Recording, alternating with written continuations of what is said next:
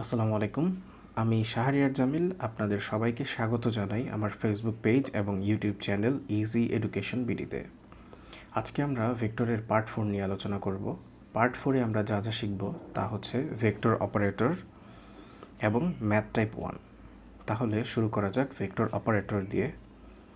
ক্যালকুলাসে বহুল ব্যবহৃত ভেক্টর অপারেটরটি হচ্ছে ডেল। ডেলকে আমরা কিভাবে প্রকাশ করব? নিম্নমুখী একটি ত্রিভুজ দিয়ে তার মাথায় একটি তীরচিহ্ন অর্থাৎ ভেক্টর সাইন দিয়ে প্রকাশ করব।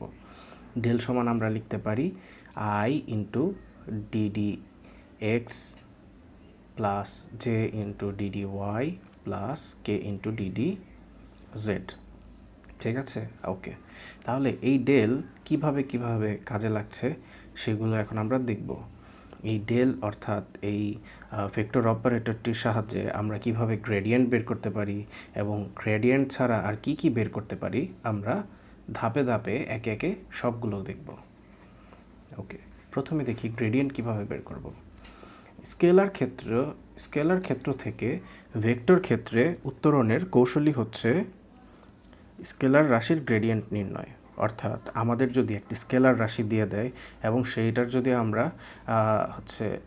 গ্রেডিয়েন্ট বের করি তাহলে আমরা স্কেলার রাশি থেকে ভেক্টর রাশিতে উত্তরণ করতে পারবো। মানে সাধারণ একটি স্কেলার রাশি তখন হয়ে যাবে ভেক্টর রাশি। কিভাবে এটা সম্ভব? আমরা যদি সেই স্কেলার রাশিটিকে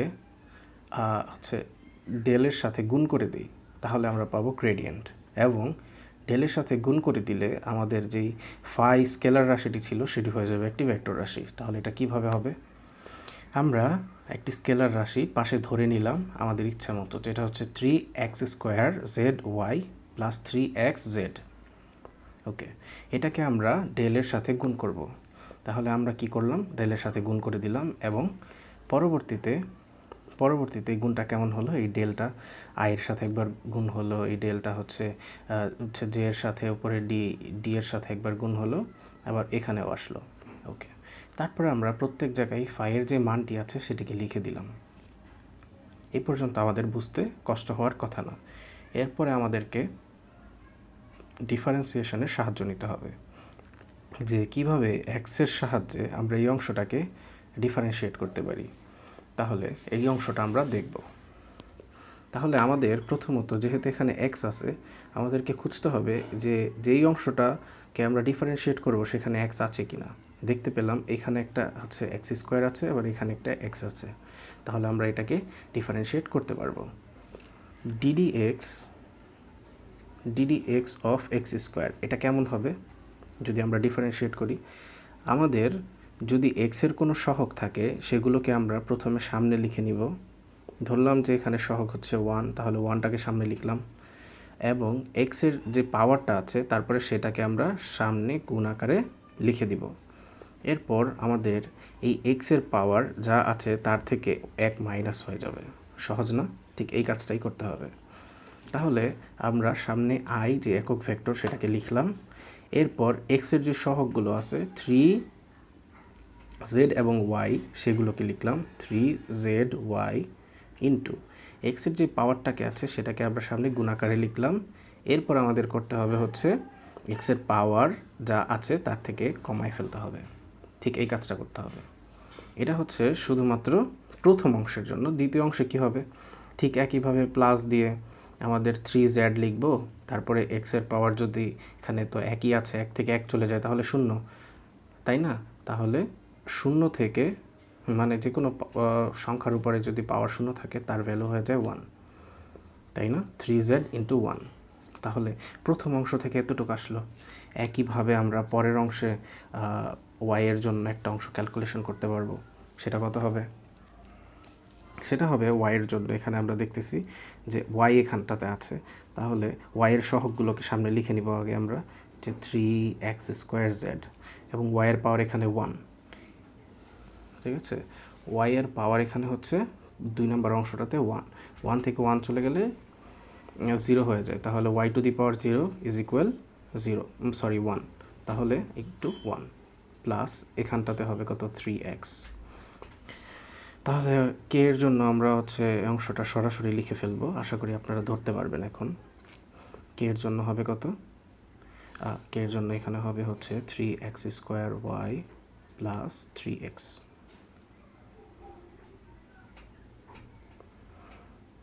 ওকে, আচ্ছা এখানে আমরা একটা ভুল করেছি, সেটা হচ্ছে এই জায়গাটাতে y হবে না, এটা z হবে। তাহলে এখানে যদি z থাকে তাহলে এই অংশটা থাকবে না, এখানে শুধু সামনের অংশটুকু থাকবে। এটা আমরা লিখতে ভুল করেছি, আশা করি আপনারা ধরতে পারবেন যখন আপনারা অঙ্কটা বুঝতে পারবেন। তাহলে পরের অংশটুক চলে গেল, শুধু এই অংশটুক আর এখানে ফলো হবে না, এটা বাদ পড়ে যাবে, কারণ এই অংশটাতে y নাই, এখানে আছে 3xz, দেখেন এখানে। ওকে, তারপর এটাকে আরেকটু সহজ সিম্পলিফাই করে লিখলে এটা এরকম হবে যে i ইন্টু 3 ইন্টু 2 অর্থাৎ হচ্ছে 6x y z plus 3z। এটা হচ্ছে i এর সাথে আছে, তাহলে j এর সাথে কি আছে, j into 3x square z, ঠিক না, প্লাস কে থেকে আমরা পাচ্ছি কে এর সাথে আছে হচ্ছে 3x square y plus 3x। তাহলে এটাই হচ্ছে আমাদের অ্যান্সার। আমরা খুব সহজে বুঝে গেলাম কিভাবে গ্রেডিয়েন্ট নির্ণয় করব। আমাদের একটি স্কেলার রাশি দেওয়া থাকবে, সেই স্কেলার রাশিটাকে আমরা ডেলের সাথে গুণ করব, গুণ করলে আমরা লাস্টে যে ফলাফল পাবো সেটাই হবে আমাদের গ্রেডিয়েন্ট নির্ণয়। অর্থাৎ একটি স্কেলার রাশি যার সাথে i j k কিছুই ছিল না, তার সাথে একক ভেক্টর i j এবং k চলে আসলো। আশা করি আপনারা বুঝতে পেরেছেন। আচ্ছা, তাহলে এখন আমরা শিখব কিভাবে আমরা ডাইভারজেন্স নির্ণয় করব। ভেক্টর ক্ষেত্র থেকে স্কেলার রাশিতে বা স্কেলার ক্ষেত্রে রূপান্তরের কৌশলই হলো ডাইভারজেন্স। অর্থাৎ আমাদেরকে একটি ভেক্টর রাশি দেওয়া থাকবে, সেখান থেকে কিভাবে আমরা স্কেলার রাশিতে রূপান্তর হতে পারি সেটাকেই বলবো আমরা ডাইভারজেন্স। তাহলে আমাদের এক্ষেত্রে একটা স্কেলার রাশি একটি ভেক্টর রাশি দেওয়া আছে, যেটা হচ্ছে i vx, j vy এবং k vz। এখানে প্রত্যেক ক্ষেত্রে দেখছি আমরা i j k আছে, অর্থাৎ এটি একটি ভেক্টর রাশি, এবং আমাদের গুণ করার পর যদি আলটিমেটলি i j k ওয়ালা এরকম উত্তর না আসে, তাহলে আমরা বুঝতে পারবো আমাদের ভেক্টর রাশিটা কি হয়ে গেছে, স্কেলার হয়ে গেছে। তো আমরা ঠিক এখানেও কি করলাম, আমাদের যে ডেল ছিল, ডেলের সাথে আমরা আমাদের ভেক্টর রাশিটাকে ডট গুণ করে দিলাম। ডট গুণ করে দেওয়ার পর কি হলো, এগুলোকে আমরা পাশাপাশি লিখে নিলাম। তারপরের লাইনটা আমি আপনাদেরকে লিখে দেখাচ্ছি। ডট গুণের কৌশলটি হচ্ছে i এবং i এর অংশটা একসাথে গুণ হবে, অর্থাৎ এখানে i আছে এবং এখানেও i আছে, তাহলে এই অংশ আর এই অংশ একসাথে গুণ হবে। এবং i ইন্টু i কত হয় সেটা তো আমরা অলরেডি জানি, ডট গুণের ক্ষেত্রে i ইন্টু i সমান কত হবে, 1 হবে, রাইট? কেন i ইন্টু i সমান 1 হবে সেটা জানতে হলে আপনারা পিছনের ভিডিওগুলো একবার দেখে আসতে পারেন। ঠিক আছে, তাহলে যদি ddx তার সাথে vx গুণ হয় তাহলে কি হবে, vxটা উপরে চলে আসবে, তাই না? আবার যে একক ভেক্টর j এর সাথে এই j এর অংশটি গুণ হবে, j ইন্টু j ডট গুণের ক্ষেত্রে গুণ করলে হবে 1, তাহলে jটা তো চলে গেল, তাহলে dd y ইন্টু হবে vy plus dd z into হবে vz। তাহলে এটাই হবে আমাদের উত্তর। কিন্তু উত্তরে কোথাও আমরা i vector, j vector, k vector, একটা একক ভেক্টরকেও দেখছি না, অর্থাৎ আমরা যে রাশিটি পেয়েছি সেটি একটি স্কেলার রাশি। তাহলে আমরা খুব সহজে ডাইভারজেন্স কীভাবে বের করে সেটা দেখে ফেললাম। ঠিক আছে, তাহলে আরও কিছু ইনফরমেশন আছে যেগুলো আমাদেরকে দেখতে হবে। সেগুলো হলো, আমাদের ডাইভারজেন্স যদি হচ্ছে একটু বড় মান আসে, ঠিক আছে, ডাইভারজেন্স যদি একটু বড় মান আসে, অর্থাৎ মান দুইটা ডাইভারজেন্সের মধ্যে একটা বড় হলো, তাহলে কি হবে, সেক্ষেত্রে বিন্দুটি প্রসারিত হচ্ছে, বিন্দুটি আস্তে আস্তে বড় হচ্ছে। বড় হলে কি হবে, তার ঘনত্ব হ্রাস পাবে। আবার আমাদের ডাইভারজেন্সের মানটা যদি হচ্ছে গেল দুইটার তুলনায় একটার মান কম আসে, তাহলে সেক্ষেত্রে যেই বিন্দুটার ডাইভারজেন্সের মান কম সেই বিন্দুটি সংকুচিত হচ্ছে, অর্থাৎ সংকুচিত হচ্ছে মানে তার ঘনত্ব বৃদ্ধি পাচ্ছে। কখনো যদি আমাদের ডাইভারজেন্স 0 আসে, তখন কি হবে, তখন তাকে আমরা সলিনয়েডাল বলবো। সলিনয়েডাল আমাদেরকে মাঝে মাঝে অঙ্কে জিজ্ঞেস করতে পারে যে উক্ত ভেক্টরটি সলিনয়েডাল, প্রমাণ করো। কিভাবে প্রমাণ করব আমরা আমাদের যেই ভেক্টরটিকে দিয়ে দিবে সেটাকে যদি আমরা ডেলের সাথে গুণ করি তাহলে আমাদের এখানে উত্তরে ফলাফলে 0 আসবে। যদি 0 আসে তাহলে আমরা বুঝে যাব আমাদের ডাইভারজেন্স 0 আসছে। ডাইভারজেন্স 0 মানে এটি একটি সলিনয়েডাল। ঠিক আছে, খুব সহজে বুঝে গেলাম সলিনয়েডাল কি, কখন ঘনত্ব বেশি হবে, কখন ঘনত্ব কম হবে, কখন প্রসারিত হবে, কখন সংকুচিত হবে, এবং শিখে গেলাম ডাইভারজেন্স কাকে বলে বা ডাইভারজেন্স কী জিনিস। তাহলে আমরা পরের অংশটা দেখি। তাহলে পরের অংশটি হচ্ছে কার্ল। আমরা ভেক্টরের কার্ল কিভাবে নির্ণয় করব? আমাদের যে ডেল আছে সেই ডেলের সাথে যদি আমরা কোনো ভেক্টরের ক্রস গুণ করি তাহলে সেই ক্রস গুণফলটাকেই আমরা কার্ল বলতে পারি। ঠিক আছে, কার্ল কিভাবে পেলাম? ডেলের সাথে যদি আমরা কোনো ভেক্টরকে ক্রস গুণ করি তাহলেই আমরা সেই গুণফলটাকে কার্ল বলতে পারবো। কার্ল আসলে কি? কার্ল হচ্ছে কোনো বিন্দুর চারিদিকে ভেক্টরটি কতবার ঘুরলো তা নির্দেশ করে। কোনো বিন্দুর চারিদিকে যে ভেক্টরটির কথা আমরা বলছি সেটা কতবার ঘুরলো তা নির্দেশ করে। অর্থাৎ আমাদের কার্ল ঘূর্ণনশীল হতে পারে, আবার অঘূর্ণনশীল হতে পারে, সেই বিষয়ে আমরা দেখব সামনে। তাহলে কার্ল কীভাবে বের করলাম? আমাদের যে ডেল ছিল ডেলের সাথে আমরা ক্রস গুণ করে দিলাম আমাদের যে ভেক্টরটি হচ্ছে গিয়ে প্রশ্নে দেওয়া থাকবে সেই ভেক্টরটিকে গুণ করে দিলাম। সেক্ষেত্রে আমাদের ক্রস গুণগুলো কিভাবে হয়? উপরে হচ্ছে আই জে কে হবে, অর্থাৎ প্রত্যেক অক্ষ বরাবর একক ভেক্টরটা হবে, তারপর ডেলের এক্সের সহগগুলো হবে এবং ভি ভেক্টরের এক্সের সহগ, ওয়াইয়ের সহগ, জেডের সহগ হবে। একইভাবে এখানে হচ্ছে আই বরাবর এক্সের সহগ, দুইটি ভেক্টরেরই জে বরাবর কে ওয়াইয়ের সহগ এবং কে বরাবর জেডের সহগ হবে। ইজি। তাহলে আমাদের কার্ল যদি কখনো 0 আসে এর মানে আমাদের ভেক্টরটি হচ্ছে অঘূর্ণনশীল। ঠিক আছে, আমরা একটু আগে দেখলাম না যে কার্ল নির্দেশ করে এর হচ্ছে নির্দিষ্ট বিন্দুর চারদিকে ভেক্টরটি কতবার ঘুরছে সেটা নির্দেশ করে। তাহলে যদি সেই মানটি 0 আসে এর মানে সেটা আসলে ঘুরছে না, ভেক্টরটি ঘুরছে না এবং এটি হচ্ছে সংরক্ষণশীল। যদি কখনো কার্লের মান 0 না আসে তাহলে আমরা বলতে পারবো যে আমাদের উদ্দীপকের অথবা হচ্ছে আমাদের প্রশ্নে দেওয়া ভেক্টরটি ঘূর্ণনশীল এবং এটি হচ্ছে অসংরক্ষণশীল। তাহলে অসংরক্ষণশীল, ঘূর্ণনশীল, সংরক্ষণশীল, এই বিষয়টা আমরা কার্লের মানের উপর নির্ভর করে বলে দিতে পারবো। আশা করি আপনারা এই অংশটাও খুব সহজে ধরতে পেরেছেন। তাহলে এখন আমরা ম্যাথ টাইপ 1 নিয়ে আলোচনা করি। এটা হচ্ছে টাইপ 1 ম্যাথ। এরকম আরও টাইপ 2, টাইপ 3 এবং টাইপ 4 ম্যাথ আমরা পরবর্তী ভিডিওতে দেখব। এই ভিডিওর জন্য শুধু ম্যাথ টাইপ 1ই আমরা আলোচনা করব। তাহলে ম্যাথ টাইপ 1 কেমন ম্যাথ? এটা হচ্ছে নৌকা এবং নদী রিলেটেড ম্যাথ। অর্থাৎ কেউ একজন নৌকা দিয়ে রওনা করছে, সে নির্দিষ্ট একটি বিন্দুতে পৌঁছাতে চায় কিন্তু হচ্ছে গিয়ে সে পারছে না। কারণ কি? কারণ নদীতে স্রোত আছে, স্রোতের কারণে সে সোজাসুজি অপর বিন্দুতে যাইতে পারতেছে না। তাহলে তাকে অপর বিন্দুতে যাইতে হলে কি করতে হবে? ঠিক আছে, এই রকম রিলেটেড ম্যাথ, যে কি উপায়ে সে ঠিক নদীর অপর পারে বি বিন্দুতে চাইতে পারবে নদীতে স্রোত থাকার পরেও। আমরা এই অঙ্কটাকে পড়ি এখন। 1 নম্বর, 36 মিটার চওড়া একটি নদীতে 10 মিটার পার সেকেন্ড বেগে একটি নৌকা চলছে। নৌকাটি নদী পার হয়ে বিপরীত তীর সি বিন্দুতে পৌঁছালো। অর্থাৎ এই বিন্দু থেকে রওনা দিয়ে একটি নৌকা বিপরীত পার, যেটা হচ্ছে নদীর বিপরীত তীর সি বিন্দুতে পৌঁছালো। নদীর স্রোতের বেগ দেওয়া আছে 3 মিটার পার সেকেন্ড। তাহলে সেক্ষেত্রে আমরা এই চিত্রটাকে খুব সহজে ধরতে পারার কথা যে এই বিন্দু হচ্ছে নদীর এই পার আর বি বিন্দু হচ্ছে নদীর ওই পার, সি বিন্দু নদীর ওই পার। একটা লোক এই বিন্দু হতে রওনা করলো কত বেগে? 10 মিটার পার সেকেন্ড বেগে। এখানে বেগ দেওয়া আছে ভিবি, বিতে বোট। তাহলে সে এই পরিমাণ বেগে রওনা হলো এবং সি বিন্দুতে গিয়ে পৌঁছালো। নদীতে স্রোত আছে, স্রোতের হচ্ছে বেগ হচ্ছে 3 মিটার পার সেকেন্ড। এখানে টি দিয়ে আমরা বলতে পারবো হচ্ছে এটা হচ্ছে টাইড, অর্থাৎ স্রোতের বেগ এখানে 3 মিটার পার সেকেন্ড।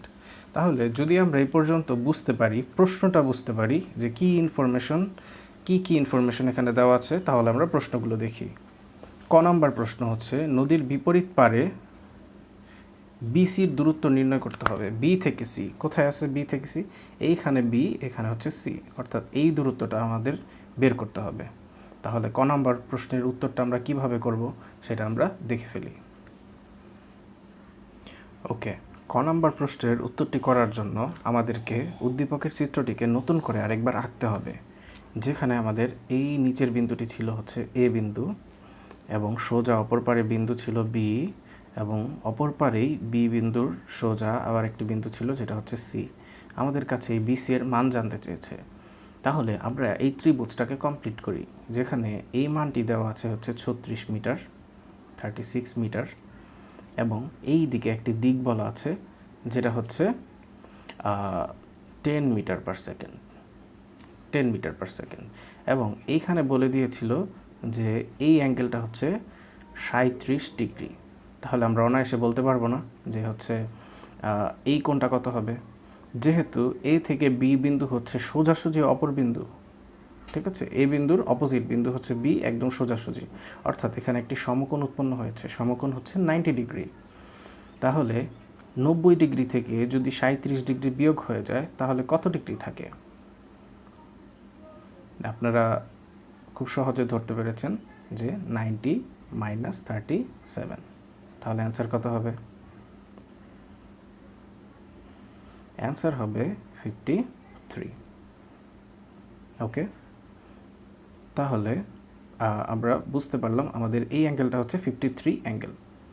ঠিক আছে, তাহলে আমরা সূক্ষ্মকোণ পেয়ে গেলাম যে আমাদের এই প্রশ্নে আমাদের থিটার মান দেওয়া আছে 53 ডিগ্রি। তারপরে আমাদেরকে এসি বাহুর মান দেওয়া আছে, এসি সমান হচ্ছে 10, এবং এবি এর মান দেওয়া আছে 36। তাহলে বিসি সমান হোয়াট? বিসি সমান হোয়াট? আমরা গত পার্টগুলোতে দেখেছি যে আমাদের যদি একটি সমকোণী ত্রিভুজে একটি সূক্ষ্মকোণের সাহায্য নিয়ে যদি কোনো বাহুর মান বের করতে হয়, তাহলে সেই ত্রিভুজের অ্যাটলিস্ট একটা বাহুর মান আমাদেরকে জানতে হবে। তাহলে এখানে আমরা একটি বাহুর মান জানি যেটা হচ্ছে কত? 36। তাহলে এই বাহুটিকে আমরা কি বলতে পারি? যেহেতু এটি একটি সূক্ষ্মকোণ, সূক্ষ্মকোণের বিপরীত বাহু হচ্ছে লম্ব। লম্ব কোণটা? লম্ব হচ্ছে বিসি, বিসি, এবং এই বাহুটা তাহলে হয়ে যায় ভূমি। তাহলে লম্ব বাই ভূমি, লম্ব বাই ভূমি। তাহলে ভূমি কত হয়? ভূমি হচ্ছে 36 মিটার, বা হচ্ছে আমরা এখানে এবিও লিখতে পারতাম, তাই না? তাহলে আমরা সোজাসুজি অঙ্কটাকে ছোট করে এইভাবে লিখে ফেলি। তাহলে এটা হচ্ছে লম্ব বাই ভূমি। লম্ব বাই ভূমি কোন অনুপাতকে নির্দেশ করে? লম্ব বাই ভূমি 10 থিটাকে নির্দেশ করে। এক্ষেত্রে আমাদের থিটার মান হচ্ছে 53 ডিগ্রি। তাহলে আমরা কি করব? আমরা বিসি এর মান বের করতেছি, তাহলে বিসিটাকে আমরা এক পাশে রাখবো এবং বাকি সবগুলোকে সমানের অপর পাশে দিয়ে দিব, যে 10 53 ডিগ্রি ইন্টু 36 মিটার। তাহলে এটাকে গুণ করলে কত আসে? আমরা ক্যালকুলেটরের সাহায্যে অঙ্কটিকে করব। তাহলে ক্যালকুলেটরের সাহায্যে আমরা যদি এই ম্যাথটাকে সলভ করি, তাহলে আমরা এখানে ফলাফল পাবো 15.36 মিটার। তাহলে আমরা এই বাহুটির মান পেয়ে গেলাম, যেটা হচ্ছে 15.36 মিটার। তাহলে আমাদের প্রথম প্রশ্নের উত্তরটা খুব সহজে করা হয়ে গেল, যেটা হচ্ছে নদীর বিপরীত পারে বিসি এর দূরত্ব কত? নদীর বিপরীত পারে বিসি এর দূরত্ব হচ্ছে আমাদের 15.36 মিটার। তাহলে আমরা খ নম্বর প্রশ্নটাকে দেখি। নদীর বিপরীত পারে বি বিন্দুতে পৌঁছাতে কি ব্যবস্থা নিতে হবে? অর্থাৎ আমরা হচ্ছে এমনভাবে রওনা হয়েছি যে ক্ষেত্রে আমরা হচ্ছে এ বিন্দু থেকে সি বিন্দুতেই পৌঁছাইতে পেরেছি। আমরা সোজা বি বিন্দুতে পৌঁছাই, তাহলে কি করতে হবে? আমরা কি সোজা রওনা দিব? সোজা রওনা দিলে একটা কমন সেন্স যে হচ্ছে স্রোতের বেগ আমাদেরকে সোজা অবস্থান থেকে সরায় নিবে। অর্থাৎ আমরা এইটা বুঝতে পারতেছি যে আমাদের এই দিকের কোথাও একটা রওনা দিতে হবে, কিন্তু এক্স্যাক্ট অ্যাঙ্গেলটা কত আমরা জানি না। আমরা এখন সেই এক্স্যাক্ট অ্যাঙ্গেলটা বের করব। যেই অ্যাঙ্গেলে রওনা দিলে এই দিকে একটা বেগ হবে, এবং আরেকটা তো স্রোতের বেগ তো হচ্ছে এক্স অক্ষ বরাবর চলতেছে, এই দুই বেগের লব্ধি হবে ঠিক বি বরাবর।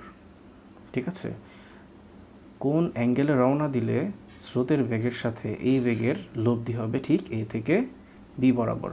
তাহলে আমরা বলতে গেলে ওয়ান কাইন্ড অফ লব্ধির হচ্ছে দিক বের করতেছি। ঠিক আছে, লব্ধির দিক বের করতেছি, অ্যাঙ্গেলটা কত বের করতেছি। ঠিক আছে, তাহলে আমরা এই খ নাম্বার প্রশ্নটা কিভাবে সলভ করব সেটা এখন আমরা দেখব। তাহলে খ নাম্বার প্রশ্নটিকে সলভ করার জন্য আমাদেরকে যে লব্ধি বের করতে হবে, লব্ধির দিক বের করতে হবে, সেই বিষয়টা আমরা অলরেডি ধরতে পেরেছি, তাই না? তাহলে আমাদের লব্ধির দিক বের করার যে সূত্রটি সেটিকে লিখে নিতে হবে। তাহলে সেই সূত্রটি কি ছিল? সেই সূত্রটি ছিল tan থিটা সমান একটি ডিভাইডেশন, তারপরে এখানে ছিল ভি, তারপরে এখানে হচ্ছে সাইন আলফা ডিভাইডেড বাই এখানে ছিল ইউ। আমি এখানে ভি লিখছি, একটু পরে আমি বলতেছি যে আসলে বিষয়টি কি, প্লাস ভি কজ আলফা। আচ্ছা, একটা ছিল ভিউ, ভি ছিল, আরেকটা ছিল ইউ, তাই না? তাহলে আমি দুইটাকে ভি কেন লিখলাম? আসলে আমি দুইটাকে ভি লিখবো না, আমাদের কাছে দুইটা ভি আছে। একটা ভি হচ্ছে ভি আর, একটা ভি হচ্ছে আমাদের ভি আর, আরেকটা ভি হচ্ছে আমাদের ভিবি, তাই না? এটা হচ্ছে নৌকার বেগ আর এটা হচ্ছে স্রোতের বেগ। তাহলে নৌকার বেগ এবং স্রোতের বেগ এই দুইটার লব্ধি যদি আমি হচ্ছে বের করি এবং সেটা যদি এ থেকে বি এর দিকে হয়, তাহলেই তো আমরা বলতে পারবো যে আচ্ছা আমাদের এই লব্ধি বরাবর যেতে হলে আমাদের কি দিকে রওনা দিতে হবে, লব্ধির দিকটা কি হবে আমাদের। ঠিক আছে, তাহলে প্রশ্ন হচ্ছে যে নৌকার বেগ এটা হবে, অর্থাৎ সাইনের সাথে যে অংশটা ভিটা আছে সেটা হবে, নাকি এই যে প্লাসের বাইরে যে ইউ থাকার কথা সেটা হবে? আমরা একটা জিনিস সবসময় ফলো করব, সেটা হচ্ছে আমরা নৌকার বেগটা সাইনের সাথে সবসময় অ্যাপ্লাই করব, এবং নৌকার বেগটা সবসময় কী হবে, বেশি হবে, বড় হবে। এই বড় বেগটা আমরা সবসময় সাইনের সাথে অ্যাপ্লাই করব, এটা হবে ভি ভি। তাহলে কি বললাম, আমরা সবসময় নৌকার বেগ সাইনের সাথে, অর্থাৎ সাইনের সাথে যেই ভিটা থাকবে সেখানে নৌকার বেগটা বসাবো, সাইনের সাথে যেই ভিটা থাকবে সেই ভিটাও কসের সামনেও আসবে। ঠিক আছে, আমরা সবসময় সাইনের সাথে নৌকার বেগ বা বড় বেগটাকে বসাবো, আর ছোট বেগটা বা নৌকার বেগ ছাড়া যেটা আছে সেটাকে বসাবো এই যে বাইরে ইউ এর জায়গাটাতে। তাহলে আমরা বসাই দিলাম। এখন আমরা ইজিলি থিটার মান এখান থেকে বের করতে পারবো। কিভাবে পারবো, লিখি আমরা ট্যান থিটা সমান আমাদের নৌকার বেগ কত ছিল, যেটা হচ্ছে ভিবি, নৌকার বেগ ছিল 10 মিটার পার সেকেন্ড। ঠিক আছে, 10 মিটার পার সেকেন্ড, আর আমাদের স্রোতের বেগ ছিল 3 মিটার পার সেকেন্ড। মানগুলো আমরা বসাই। তাহলে এখানে 10 ইন্টু সাইন আমরা কোন দিকে পৌঁছাবো, আমরা হচ্ছে কোথায় পৌঁছাতে চাই সেটা হচ্ছে আমাদের থিটা। এখানে আমি একটু লিখে দিই, থিটা কোথায় পৌঁছাবো, কোথায় পৌঁছাবো সেটা হচ্ছে আমাদের থিটা। আর আর আলফা হচ্ছে কোন দিকে রওনা দিলে, কোন দিকে রওনা দিলে লক্ষ্যে পৌঁছাবো সেটা হচ্ছে আমাদের আলফা। তাহলে আমরা আমাদের মূলত আলফার মানটাকে কি হবে সেটা আমরা জানি না, আলফার মানটা কী হবে আমরা জানি না। তাহলে ভিআরটা কত হবে আমাদের, ভিআর হচ্ছে 3 + 10 কজ আলফা। কিন্তু আমরা তো সোজা বি বিন্দুতে পৌঁছাতে চাই, অর্থাৎ আমাদের থিটার মান হবে কত, 90 ডিগ্রি। সেই মানটাকে এখানে বসাইতে হবে 9 × 0। ঠিক আছে, 9 × 0 এখানে বসিয়ে দিলাম আমি, যে 9 × 0। তাহলে পরের লাইনটা কী হবে, 1090 ডিগ্রির মান কত, 1090 ডিগ্রির মান হচ্ছে ইনফিনিটি। ইনফিনিটি মানে কত, ইনফিনিটি মানে হচ্ছে 1/0, তাই না? তাহলে 1/0 সমান 10 সাইন আলফা, নিচে হচ্ছে 3 প্লাস 10 কজ আলফা। তাহলে আমরা এখন আড়াআড়ি গুণ করে দিই। আড়াআড়ি গুণ করে দিলে কি হবে? আড়াআড়ি গুণ করে দিলে হবে এই পাশে 3 প্লাস 10 কজ আলফা সমান 0-র সাথে যাকেই গুণ করব সেটা 0 হয়ে যাবে। তাহলে এখন একটা আমরা কাজ করি, সংখ্যাগুলোকে অপর পাশে পাঠাইতে থাকি। তাহলে 10 কজ আলফা সমান -3, তাই না? 10টাকে অপর পাশে পাঠিয়ে দিই। 10টাকে অপর পাশে পাঠালে কি হবে? কজ আলফা সমান -3/10। এখন আমরা কজটাকে অপর পাশে পাঠিয়ে দিব, শুধু আলফাটাকে রাখবো। তা আলফা সমান কজ ইনভার্স 1 ইন্টু 3/10। তাহলে এই কজ ইনভার্স 1 হচ্ছে গিয়ে হলো, তারপরে কোণের মানটা হচ্ছে -3/10।